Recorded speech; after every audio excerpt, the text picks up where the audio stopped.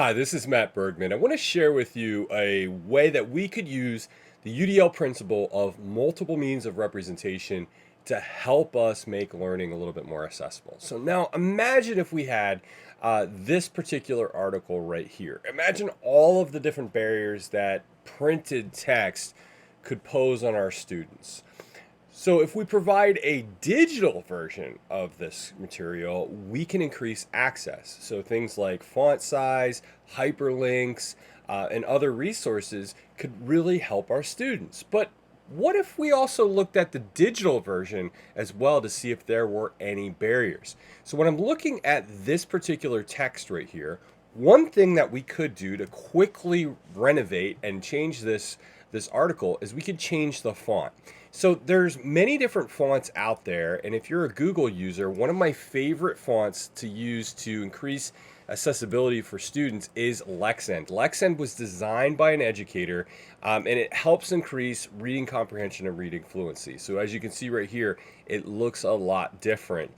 Tools like Open Dyslexic or Calibri are also really good. But there's something else I'm noticing here as well, is there's not many visuals. And so adding visuals can be helpful too to help represent content differently. So things like using Chrome extensions. One of my favorites out there is actually icons for slides and docs. Okay, this has a vast library of different resources that you can use to help students, just gain access to the material. Now you might be thinking, well, I have high school students or college students. That shouldn't necessarily matter. And in fact, it does matter. So providing different visuals and things like this are extremely, extremely important. But something else that you should consider, especially if you have students with, say, screen readers, is you want to make sure that you add alt text. So adding a description of the text right here is also going to be something very important that you do when you're using screen readers. Something else to consider for larger pieces of text is even using heading formats. That's a really helpful tool. So for example, if this was a section on, we'll say, the process, okay, highlighting the text and simply changing it to a heading format helps not only with screen readers, but it also helps with navigating a document. So if I go right over here, now what I can do is I can navigate to that specific area on the document as well. So something else you could possibly do is you could change this. I'm gonna just go through and actually have it so where it's going to wrap text and appear over here on the side. But I'm gonna go also and just choose page setup. And when I choose page setup, I'm going to change the background color because research has shown that cream colors help students who might need a little extra support, such as maybe having dyslexia, having other visual impairments. It helps them see the text a little bit better. And once again, those adjustments can help all students. So we've taken care of that, but going through this article, another thing that comes to mind is this idea of cactus jam. If we're giving this article to students, say, in the Northeast, they're not going to understand the Pacific North, or not the Pacific Northwest, but the Southwest. And so how can we provide them with access to understanding what this cactus jam is? Well, a great tool that we often use is YouTube, right?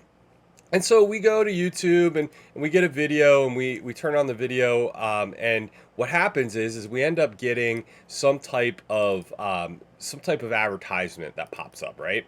So if I go right here and I pop open this right here, I might get If you want to this. travel with your Okay. kid, So one way you can get around this, there's actually two different things you could do.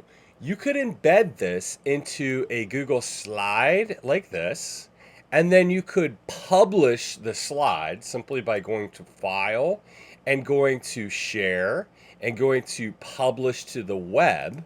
Okay, so I'm going to hit Publish. What this does is this actually publishes your Google slide in a way that it's in presentation mode, right? So now I can just simply navigate to the slide that I was going to possibly use, okay, for this particular example right here. and I can just copy this link and boom, students will have access to that. But another way of doing that is simply going to the actual video right here and putting a hyphen between the T and the U in YouTube. So right up here, I have YOUT. I'm going to put a hyphen. I'm going to hit return. Now, it's going to come back. It might say, oh, the video is unavailable. No worries. Just hit refresh. And when you hit refresh, voila, it puts it in presentation mode. So there's advantages to each, but what I can then do is I can take this video, I can put it right into my example right here, and I'm going to just paste. And what I love about Google Docs now is that if I hit tab, check out what happens. It actually puts it in almost this chip format. So I can do that. I can make it stand out. I can add it in a table, etc. So that helps us with background knowledge. It helps us with visuals. It helps us with students who might need that extra visual support. But what about audio support? Like, what can we actually do to help students with maybe having an audio version of this particular text? Well, instead of going there and rereading the whole entire text, are there other options? And there are. One of my favorite extensions right now is called Helperbird. So if I go to Helperbird and I open this up, it's completely free, and it uses the immersive reader feature here in in Microsoft as a tool in Google. So I can just highlight my paragraph right here. I can go and I can say, all right, I'm going to go to the immersive reader. And when I go to the immersive reader, it will read the text. There's actually a play button right down here behind my head that you can go ahead and you can listen to the text being read. So there's all sorts of different ways to make things more accessible. And as you saw, we did this in less than 10 minutes. It's really important to provide students with multiple options for understanding content, because that is how the brain works. It also increases accessibility, and we don't all learn the same way. So this is a great tool that if you're planning for the margins, it can actually benefit all.